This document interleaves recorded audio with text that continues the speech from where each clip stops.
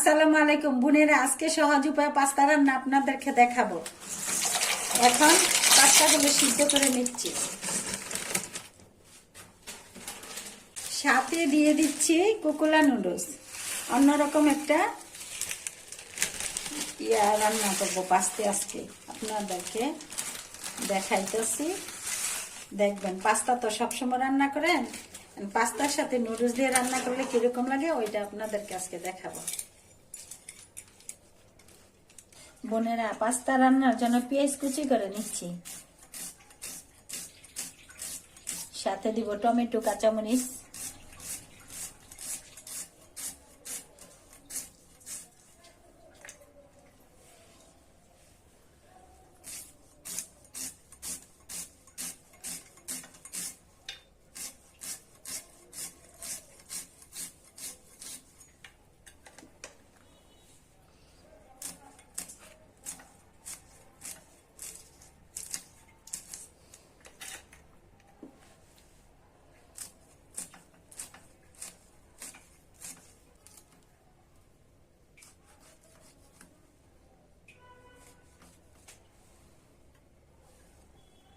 Pasta ডিম ভাজার জন্য তেল দিয়ে দিচ্ছি কড়াইতে।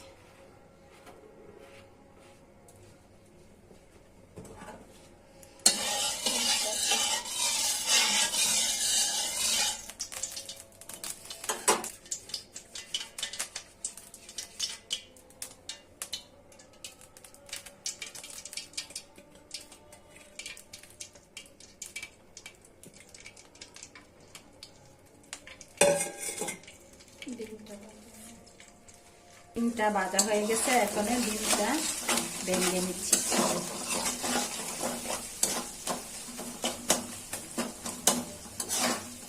সাথে পেঁয়াজটা দিয়ে দিচ্ছি। এই যে দেখেন ডিমটা কি সুন্দর হয়েছে।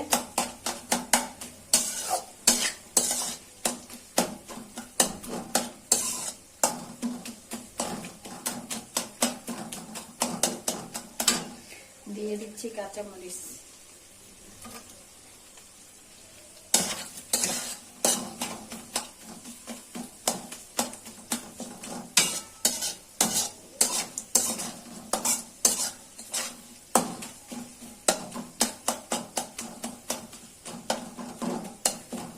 বোনেরা ডিম আর মরিচটা ভাজা হয়ে গেছে, সাথে পেঁয়াজ সবটাই ভাজা হয়ে গেছে। দেখেন কি সুন্দর কালার হয়েছে। টমেটোটা দিয়ে দিচ্ছি, টমেটোটা ভেজে পরে পাস্তাগুলো দিয়ে দিচ্ছি। এভাবে সহজ উপায়ে ঘরোয়া ভাবে পাস্তা তৈরি করে খাবেন। আমি এইভাবেই খাই, আপনাদেরকে দেখাইতে পারলে আমার ভালো লাগে।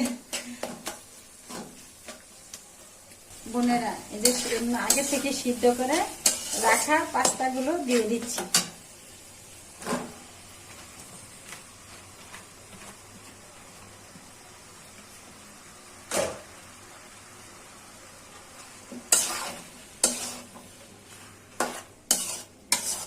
এখন মশলার সাথে পাস্তাগুলো ভালো করে বেটে নিচ্ছি।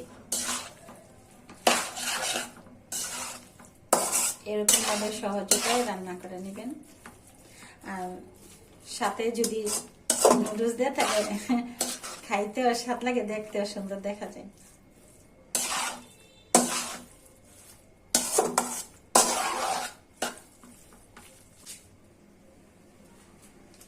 পাস্তার সাথে যে মশলাটা, ওই মশলাটা দিয়ে দিচ্ছি।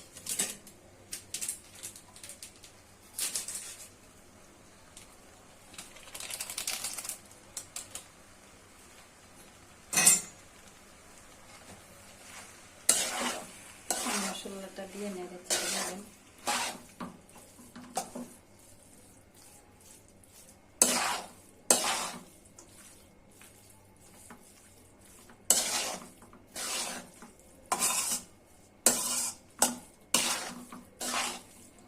দেখি কিরকম টেস্ট হয়েছে। ও স্বাদ হয়েছে। হয়ে গেল আজকের মজাদার স্বাদের সুস্বাদু পাস্তা। বোনেরা, এরকম ভাবে সহজ উপায়ে রান্না করে খাবেন। আজকের মতো এই পর্যন্তই শেষ করলাম। ভালো থাকবেন, সুস্থ থাকবেন। আল্লাহ হাফেজ।